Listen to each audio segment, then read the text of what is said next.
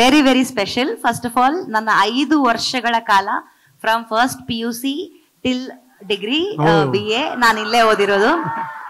So ಇದೇ bench, ನೀವುಗಳು ಕೂತ್ಕೊಳ್ತಾ ಇರೋವಂತ ಬೆಂಚ್ಗಳು, field, ಅದೇ ಕ್ಯಾಂಟೀನು, ಅದೇ ಊಟ.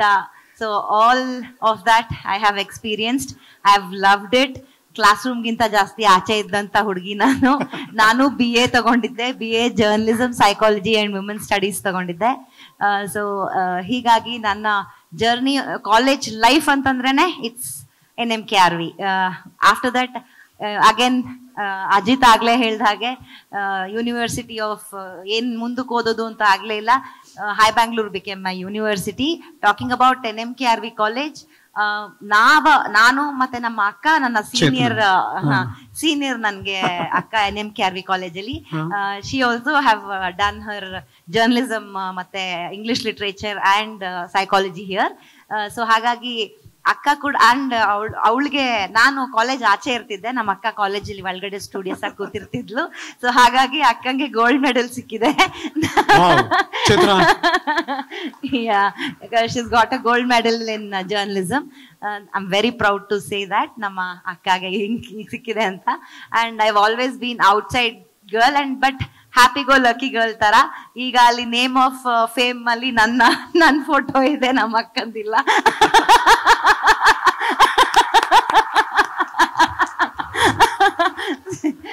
ಕ್ಲಾಸಿಂದ ಹೊರಗಡೆ ಇದ್ರೆ ನೇಮ್ ಆಫ್ ದಿ ಫ್ಯಾಮಿಲಿ ಫೋಟೋದಲ್ಲಿ ಇರ್ತೀನಿ ಅಂತ.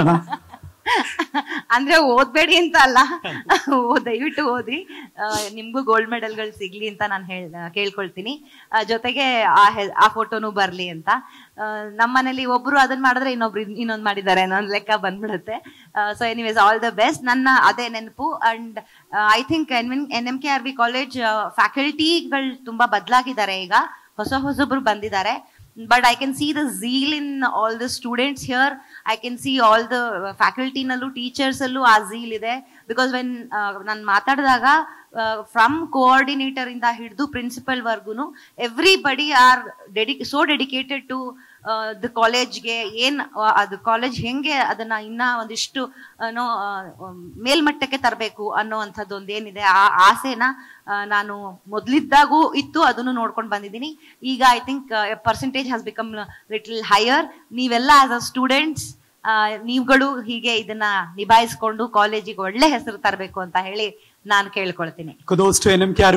And especially NMKRV college has made me, though ನಾನು ಓದ್ತಾ ಇರ್ಬೇಕಾದ್ರೆ it was only women's college, but still I met my husband in NMKRV college. That is special. That is more special. Of course he didn't come like a student to study or anything. And on Valentine's Day, so it is all very special. ಪ್ರೀತಿ ಅವತ್ತೇನ್ ಆಗ್ಲಿಲ್ಲ, but ಭೇಟಿ ಆಗಿದ್ದು. ಈ ತರದೊಂದು ಜೀವ ಈ ಜಗತ್ತಲ್ಲಿ ಬದುಕ್ತಾ ಇದೆ ಅಂತ ಒಬ್ರಿಗೊಬ್ರು ಗೊತ್ತಾಗಿದ್ದು ಆವತ್ತಿನ ದಿವಸ. ಅದಾಗಿ 8 ವರ್ಷದ ನಂತರ ಅದೇ ದಿನ ನನ್ನ ಮಗಳು ಹುಟ್ಟುತ್ತಾಳೆ. ಸೊ ಹಾಗಾಗಿ ವ್ಯಾಲೆಂಟೈನ್ಸ್ ಡೇ ಬೇಬಿ ಅವಳು. ಸೊ ಇಬ್ರು ನಾವು ಹೇಳ್ಕೊಳ್ತಾ ಇರ್ತೀವಿ. ಇವನ್ ಹೇಳ್ತಾ ಇರ್ತಾನೆ, ಲೇ ಕುಳ್ಳಿ, ನಮ್ಗೇನೆ ಗೊತ್ತಿತ್ತು 8 ವರ್ಷದ ನಂತರ ಇದೇ ದಿನ ನಾನು ನೀನು ಅಪ್ಪ ಅಮ್ಮ ಆಗ್ತೀವಿ ಅಂತ. So NMKRV has here, it's here. That's fantastic. Okay, congratulations for that. And tell us, ಹೇಳಿ, ಇನ್ನೂ ಇದೆ. ಹಾಯ್ ಬೆಂಗಳೂರಿಗೆ 31 ವರ್ಷ. ನಾವು ಯಾವಾಗ್ಲೂ ಪತ್ರಿಕೆ ಶುರುವಾದಾಗಿನಿಂದ ನೋಡಿದ್ದು ರವಿ ಬೆಳಗೆರೆ ಅವರ ಸಾರಥ್ಯದಲ್ಲಿ ಹಾಯ್ ಬೆಂಗಳೂರು. ಈಗ ಪತ್ರಿಕೆಯಲ್ಲಿ ನೋಡ್ತೀವಿ ಭಾವನಾ ಬೆಳಗೆರೆ ಸಾರಥ್ಯದಲ್ಲಿ ಹಾಯ್ ಬೆಂಗಳೂರು. ಅದು ಟ್ರಿಬ್ಯೂಟ್ ಅಥವಾ ಅದು ದೊಡ್ಡ ಜವಾಬ್ದಾರಿ? ಹೇಗೆ ಆ ಟ್ರಾನ್ಸಿಷನ್ಗೆ ಹೇಗೆ ನೀವು ಒಳಗಾದ್ರಿ? ಇಲ್ಲ, ಇದು I have to thank my ಸಿಬ್ಬಂದಿಗಳ ಎಲ್ಲ, ನನ್ನ ರಿಪೋರ್ಟರ್ಸ್ಗೆ, ನನ್ನ ಸ್ಟಾಫಿಗೆ, ನನ್ನ ಕಂಪ್ಯೂಟರ್ ಸೆಕ್ಷನ್ಗೆ, ಎಲ್ಲರಿಗೂ ನಾನು ಥ್ಯಾಂಕ್ಸ್ ಹೇಳಬೇಕು. ಯಾಕಂದ್ರೆ ನಾನು ಆಫ್ಟರ್ ಅಪ್ಪ ವೆನ್ ನಾನು ಪುಸ್ತಕದಲ್ಲಿ ಬರೆದ ಹಾಗೆ, ನನ್ನ ಅಪ್ಪ ಇಲ್ಲ ಅಂತ ಇನ್ನೂ ನಂಬೋದು ಇಲ್ಲ, ಬಹುಶಃ ನಂಬಲಿಕ್ಕೆ ಸಾಧ್ಯವೇ ಇಲ್ಲ. ಅವ್ರು ನನ್ನೊಳಗೆ ಇದ್ದಾರೆ. ಬಟ್ ಅದೇ ನಾನು ಸ್ಪರ್ಶಕ್ಕೆ ನಿಲ್ಕೋಕೆ ಸಾಧ್ಯ ಇಲ್ಲ ಅಂತ ಹೇಳಿದಾಗ ಐ ವಾಸ್ ತುಂಬಾ ಡಿಪ್ರೆಷನ್ಗೆ ಹೋದೆ. ಎಲ್ಲರೂ ಅವರ ಆತ್ಮೀಯರ ಯಾರನ್ನಾರು ಒಬ್ಬರನ್ನ ಕಳ್ಕೊಂಡಾಗ ಆಗುವಂತ ದುಃಖ, ಭರಿಸಲಾಗದಂತ ದುಃಖ ನನಗೂ ಆಯ್ತು. ಅದು ಸ್ವಲ್ಪ ಅತಿರೇಕ ಆಯ್ತು. ಹೆಸರಲ್ಲೇ ಭಾವನೆ ಅಂತ ಇದೆ. ಸೊ ಭಾವನೆಗಳು ಜಾಸ್ತಿ ಆದ್ರಿಂದ ಅದು ಎಕ್ಸ್ಟ್ರೀಮು. ಸೊ ಸೊ ಹಾಗಾಗಿ ಡಿಪ್ರೆಷನ್ಗೆ ಹೋದೆ. ಮತ್ತೆ ಒಂದಿಷ್ಟು ಹುಚ್ಚಾಟಗಳೆಲ್ಲ ಮಾಡಿದೆ. ಅದಕ್ಕೆ ಅಮ್ಮ ಆವಾಗಲೇ ನನಗೆ ಬೈದಿದ್ದು, ದಟ್ ನೀನು ಅಪ್ಪ ಕೊಡುವಷ್ಟು ಡೆಡಿಕೇಶನ್ ಇನ್ನ ಕೊಡಬೇಕು ಅಂತ ಎಲ್ಲ ಹೇಳಿ. So yeah, in the process of that, after counselling doctor ಹತ್ರ ಹೋದೆ, ಸೈಕಿಯಾಟ್ರಿಸ್ಟ್ಗಳನ್ನ ಮೀಟ್ ಮಾಡಿದೆ, and then I got out of it. ನಾವು ಈಗ ಅಪ್ಪನ ಸೆಲೆಬ್ರೇಟ್ ಮಾಡ್ತಾ ಇದ್ದೀನಿ. ಸೊ ಹಾಗಾಗಿ ಇವಾಗ ದಟ್ಸ್ ವೈ ನಾನು ನಮ್ಮ ಸಿಬ್ಬಂದಿಗೆ ಥ್ಯಾಂಕ್ ಯು ಹೇಳಬೇಕು ಅಂತ ನಾನು ಹೇಳಿದ್ದು. ಜೊತೆಗೆ ಕುಟುಂಬದವ್ರಿಗೆ ಆಗ್ಬೋದು, ನನ್ನ ತಮ್ಮ, ನಮ್ಮ ಅಕ್ಕ, ನನ್ನ ಅಮ್ಮ ಎಲ್ಲರೂ ಸೇರಿ ನನ್ನನ್ನ ಎಷ್ಟು ಹುರಿದುಂಬಿಸಿದ್ರು ಅಂತಂದ್ರೆ, ಪ್ರಾಬಬ್ಲಿ ಇವತ್ತು ನಾನು ಇಲ್ಲಿ ಕೂತ್ಕೊಂಡು ಒಂದು ಪುಸ್ತಕ ರಿಲೀಸ್ ಮಾಡ್ತಾ ಇದ್ದೀನಿ ಅಂತಂದ್ರೆ ಅದಕ್ಕೆ ಇವರೆಲ್ಲರೂ ಕಾರಣ. ಅಂಡ್ ಆಲ್ಸೋ ಅಪ್ಪ ನನ್ನಲ್ಲಿ ಒಂದು ದಿಟ್ಟವಾಗಿ ಕೂತ್ಬಿಟ್ಟಿದ್ದಾರೆ ನನ್ನಲ್ಲಿ. ನೋ ನೋ ನೋ, ನೀನು ಕುಸಿಯೋ ಹಾಗಿಲ್ಲ, ನೀನು ಎದ್ದು ಸ್ಫೋಟಕಗೊಳ್ಬೇಕು, you have to be a spirit mercury ಅಂತ. ಸೊ ಹಾಗಾಗಿ ಅದೊಂದು ಪ್ರೇರಣೆ ಅಂತ ಹೇಳ್ತೀನಿ. ನಾವು ಐ ಆಮ್ ಸೆಲೆಬ್ರೇಟಿಂಗ್ ಅಪ್ಪ. ಇದು ಯಾವತ್ತೋ ಒಂದ್ ದಿವಸ ಆಗೋದೆ ಹೌದು, ಇಷ್ಟು ಬೇಗ ಆಯ್ತು ಅದ್ ಬೇಜಾರಿದೆ ನಮ್ಮನ್ನ ಅಗಲಿದ್ದು ಅಂತ. ಬಟ್ ಅವ್ರು ನಮ್ಮನ್ನ ದೈಹಿಕವಾಗಿ ಅಗ್ಲಿರ್ಬಹುದು, ಎಲ್ಲರೂ ಹೇಳ್ದ ಹಾಗೆ. ಅಥವಾ ಸ್ಮಿತಾ ಅವರು ಹೇಳ್ತಾ ಇದ್ರು, ನೀವು ಸ್ವಾರ್ಥಿ ಆಗ್ಬಿಟ್ರಿ ನಮ್ಮನ್ನ ಡೆಡಿಕೇಟ್ ಅಪ್ಪಂಗ್ ಮಾಡಿದಾಗ. ಹಾಗೆ ಅವರು ಎಲ್ಲರ ಹೃದಯದಲ್ಲೂ ಇದ್ದಾರೆ ಅಂತ ನಾನು ನಂಬಿದ್ದೀನಿ. ನನ್ನ ಹೃದಯದಲ್ಲಿ ಇದ್ದು ನನಗೆ ಪ್ರೇರಣೆ ಕೊಡ್ತಾ ಇದ್ದಾರೆ. ಸೊ ಹಾಗಾಗಿ ನಾನು ಭಾವನಾ ಬೆಳಗೆರೆ ಸಾರಥ್ಯದಲ್ಲಿ ಅಂತ ಹೇಳಿಲ್ಲ, ಭಾವನಾ ರವಿ ಬೆಳಗೆರೆ ಸಾರಥ್ಯದಲ್ಲಿ ಅಂತ. ಸೊ ಅಲ್ಲೂ ಅಪ್ಪನ್ ಬಿಟ್ಕೊಟ್ಟಿಲ್ಲ ನಾನು. That's fantastic. ಓಕೆ, ಹೇಳಿ. ಏನೋ ಕಿಶೋರ?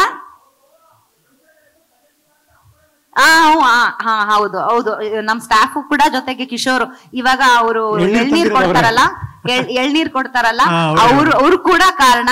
ಅವರು ನಮ್ಮ ಮೈಸೂರ್ ಕಡೆಯವರು, ಬಾ ಮೇಲ್ ಬಾ, ಮೈಸೂರಿನ ಕಡೆ ಕಿಶೋರು ಅಪ್ಪನ ಅಭಿಮಾನಿ.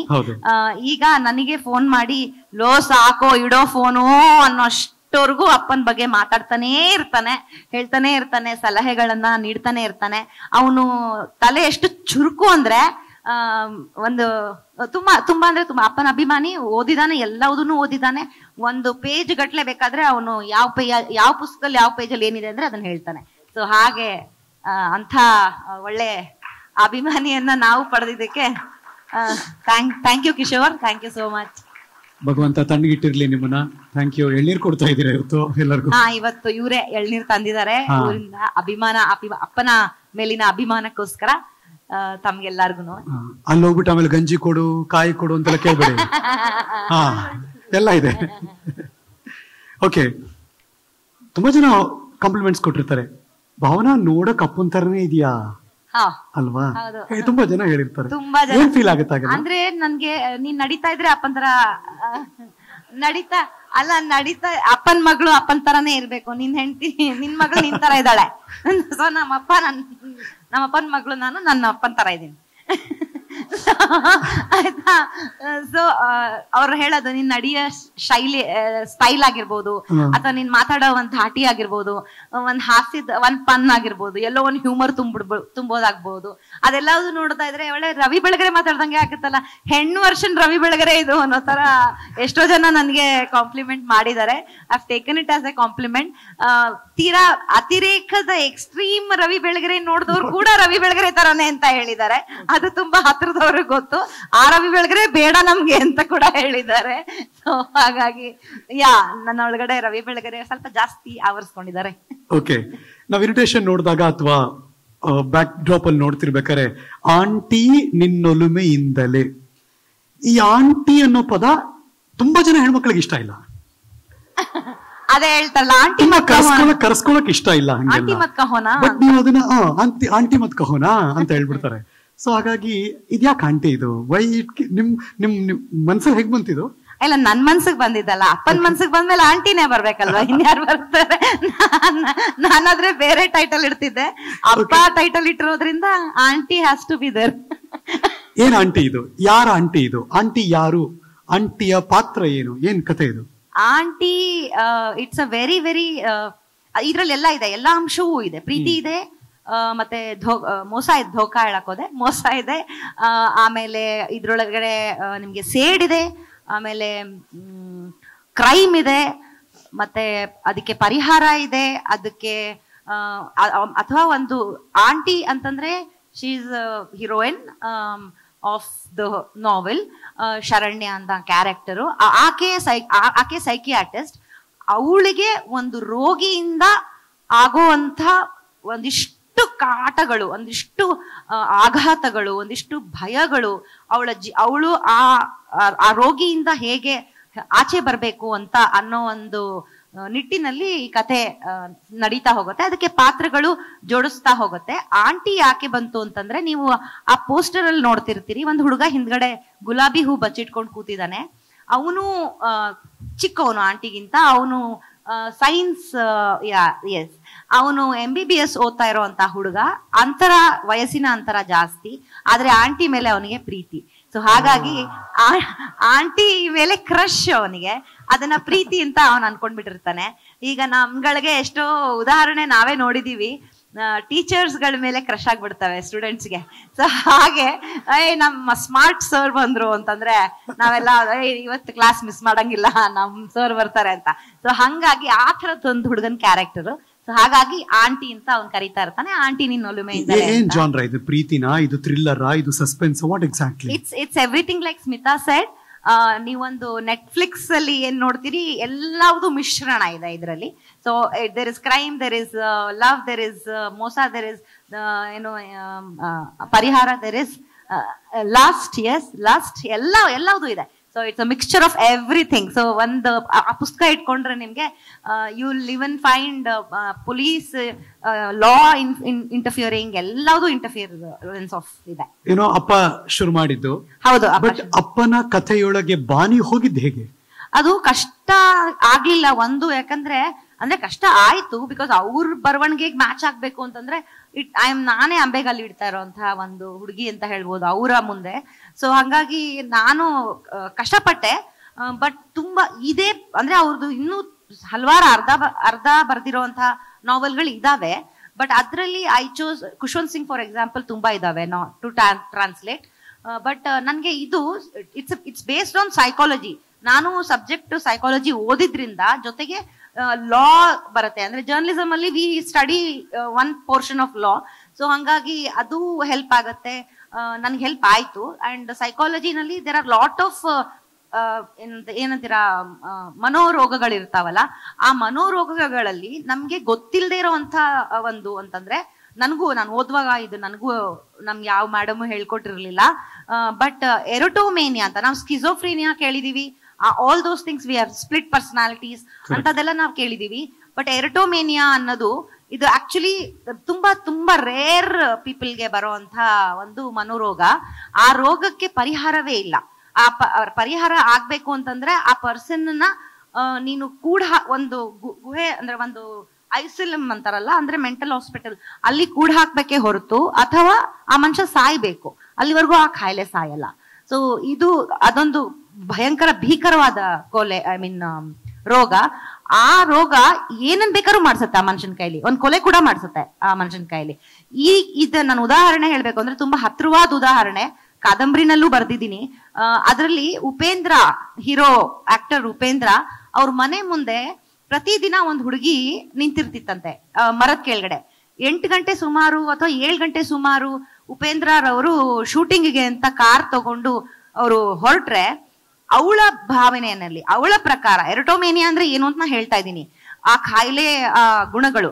ಅವಳ ಪ್ರಕಾರ ಉಪೇಂದ್ರ ಅವಳಿಗೋಸ್ಕರ 8 ಗಂಟೆಗೆ ಆಚೆ ಬರೋದು, ಅವಳಿಗೋಸ್ಕರ ಉಪೇಂದ್ರ ಶೂಟಿಂಗ್ ಹೋಗ್ತಾ ಇರೋದು, ಅವಳಿಗೋಸ್ಕರ ಚಿತ್ರ ತೆಗಿತಾ ಇರೋದು, ಅವಳು ನೋಡ್ಲಿ ಅನ್ನೋದಕ್ಕೋಸ್ಕರ, ಅವಳೊಬ್ಬಳಿಗೆ ತೋರ್ಸಕ್ ಆಗಲ್ವಲ್ಲ ಅನ್ನೋದಕ್ಕೋಸ್ಕರ ಪಿಕ್ಚರ್ ನ ಬಿಡುಗಡೆ ಥಿಯೇಟರ್ಗಳಲ್ಲಿ ಮಾಡ್ತಾರೆ, ಟಿಕೆಟ್ ಹಂಚ್ತಾರೆ. ಆಗ ನಾನು ಹೋಗಿ ಇದನ್ನ ನೋಡಿ ನನ್ನನ್ನು ಮೆಚ್ಚಸಕ್ಕೋಸ್ಕರ ಹಿಂಗ್ ಮಾಡ್ತಿದ್ದಾರೆ. ಆಮೇಲೆ ಎಲ್ಲೋ ಒಂದ್ ಕಡೆ ಒಂದು ಹಾರ್ಟ್ ಅಲ್ಲಿ, ಧೂಳಲ್ಲಿ, ಕಾರ್ಗಳ ಮೇಲೆ ನಾವು ಎಷ್ಟೋ ಕಡೆ ನೋಡಿರ್ತೀವಿ, ಹಾರ್ಟ್ ಅಲ್ಲಿ ಯು ಅಂತ ಬರ್ದಿದ್ರೆ ನೋಡಿದ್ಯಾ, ಉಪೇಂದ್ರ ನನ್ಗೋಸ್ಕರ ಒಂದು ಹಾರ್ಟ್ ಬರ್ದು ಅದ್ರಲ್ಲಿ ಯು ಅಂತ ಬರ್ದಿದ್ದಾರೆ, ನಾನ್ ನೋಡ್ಲಿ ಅಂತಾನೆ. So he is in love with me ಅಂತ. ಅಂದ್ರೆ ಆ ಇಲ್ಯೂಷನ್ ಅಲ್ಲೇ ಬದುಕ್ ಬಿಡ್ತಾರೆ. ಆ ಮನುಷ್ಯ ದಕ್ಕವರೆಗೂ ಅವ್ರಿಗೆ ಆಗೋದಿಲ್ಲ.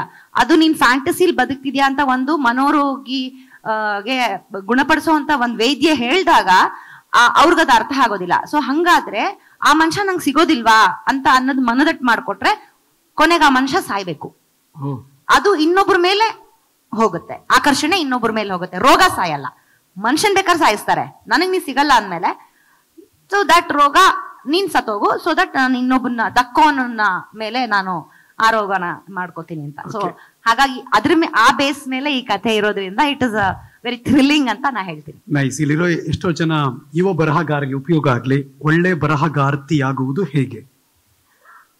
ಐ ಥಿಂಕ್ ಅದೇ ನಾವು ಓದಷ್ಟು ನಮ್ಮ ಆಲೋಚನೆಗಳಾಗ್ಬೋದು, ನಮ್ಮ ಒಂದು ಏನಂತೀವಿ ಥಿಂಕಿಂಗ್ ಪ್ರಾಸೆಸ್ ಇಷ್ಟಕ್ಕೆ ಒಂದು ಕಟ್ಟುನಿಟ್ಟಾಗಿ ನಿಂತ್ಬಿಟ್ಟಿರುತ್ತೆ. ನಾವು ಇಷ್ಟಕ್ಕೆ ನಮ್ಮ ಇವಾಗ ನಾವು ಬೆಳಗ್ಗೆ ಎದ್ದೇಳ್ತೀವಿ, 6 ಗಂಟೆಗೆ ಎದ್ದೇಳ್ತೀವಿ, 7 ಗಂಟೆಗೆ ನಾವು ಕಾಲೇಜ್ಗೆ ಹೋಗ್ಬೇಕು ಅಂತ ಹೊರಡ್ತೀವಿ. ಅದೇ ತರ ರೊಟೀನ್ ಆಗಿ ಬದುಕೋ ಬದಲು ಅದ್ರ ಜೊತೆಗೆ ಒಂದಿಷ್ಟು ಪುಸ್ತಕಗಳನ್ನ apart from syllabus, out of syllabus ನ ಸಾಹಿತಿಗಳನ್ನ ಓದೋವಂಥದ್ದು ಅಥವಾ ಎನಿ ಅದರ್ ಲ್ಯಾಂಗ್ವೇಜಸ್ ನಲ್ಲಿ ಇರುವಂತ ಲಿಟ್ರೇಚರ್ಸ್ ಓದೋವಂಥದ್ರಲ್ಲಿ ಐ ಥಿಂಕ್ ನಮ್ಮ ಥಿಂಕಿಂಗ್ ವಿಸ್ತಾರ ಆಗ್ತಾ ಹೋಗುತ್ತೆ, ನಮ್ಮ ಆಲೋಚನೆಗಳು ಕೂಡ ವಿಸ್ತಾರ ಆಗ್ತಾ ಹೋಗುತ್ತೆ, ಸಬ್ಜೆಕ್ಟ್ಗಳು ಟಾಪಿಕ್ಸ್ಗಳು ಪರಿಚಯ ಆಗ್ತಾ ಹೋಗುತ್ತೆ. ಅವಾಗ ನಿಮ್ಗೂ ಬರೆಯೋದಕ್ಕೆ ಒಂದು ಪ್ರೇರಣೆ ಆಗ್ತಾ ಹೋಗುತ್ತೆ ಅಂತ ಹೇಳ್ತೀನಿ. ಆಗ್ಲೇ ಅಜಿತ್ ಹೇಳ್ದಂಗೆ ಈಗ ಯಾರು ಮೆಂಟರ್ ಆಗ ಇದ್ರಲ್ಲೂ ಇಲ್ಲ, ಹೇಳ್ಕೊಡುವಂತ ಗುರುಗಳಾಗೋ ಪೇಷನ್ಸ್ ಯಾರಿಗೂ ಇಲ್ಲ ಅಂತ. ಸೊ ಎಲ್ಲರಿಗೂ ಅವರವರೇ ಬಾಸು. ಹಾಗಾಗಿ ನಾವೇ ನಮಗ್ ಬಾಸ್ ಆಗ್ಬೇಕು ಅಂತಂದ್ರೆ ಐ ಥಿಂಕ್ ನಾವು ಪ್ರಬುದ್ಧವಾಗಿ ಓದಕ್ಕೆ ಇನ್ನ ಓದಿನೇ ನಾವು ಕಲಿಬೇಕು ಅಂತ ನನ್ನ. Thank you. Anything to say last word? No, I thank everybody. ಇಷ್ಟೊತ್ತವರೆಗೂ ಇಷ್ಟು ಪೇಷನ್ಸ್ ಆಗಿ ಕೂತಿದ್ರಿ, ನನ್ನ ಪತ್ರಿಕೆ ನನ್ನ ಇದಕ್ಕೆ ಪುಸ್ತಕಕ್ಕೆ ಎಲ್ಲ ಹರಿಸಿದಿರಿ, ಹಾರೈಸಿದಿರಿ. ಎಲ್ಲರಿಗೂ ಅನಂತ ನಮಸ್ಕಾರಗಳು, ಧನ್ಯವಾದಗಳು. ನಿಖರ ಸುದ್ದಿ, ಸದಭಿರುಚಿಯ ಕಾರ್ಯಕ್ರಮ. ನೀವು ನೋಡ್ತಾ ಇದ್ದೀರಾ ಕಹಳೆ ನ್ಯೂಸ್, ಸಮಾಜದ ಜಾಗೃತಿಗಾಗಿ ವಸ್ತುನಿಷ್ಠ ವರದಿ.